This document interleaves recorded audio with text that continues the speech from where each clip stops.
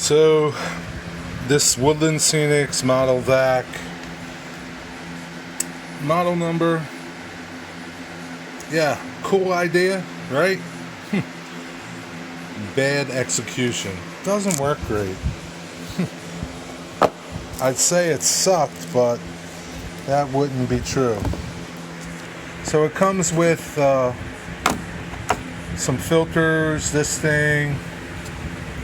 This is the business end where the vacuum happens. The filters go here. There's 3 different sizes. The smallest filter, I can tell you right now, it doesn't pick up fine ballast. It just shoots through, comes through these vents, and goes all over you. There's not much vacuum here. There's a vacuum button and a light button. I don't know why you would need a light, but it just pops on.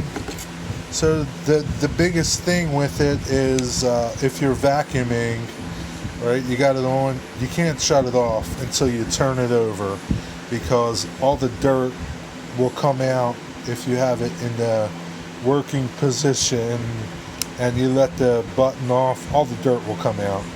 Nothing keeps it in except a little bit of suction that this thing creates. Is it worth 24 bucks? No, it's not even worth 10 bucks.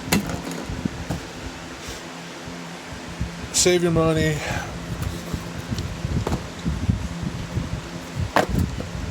Pass on it. Get a little shop vac or something else, but this is a dud.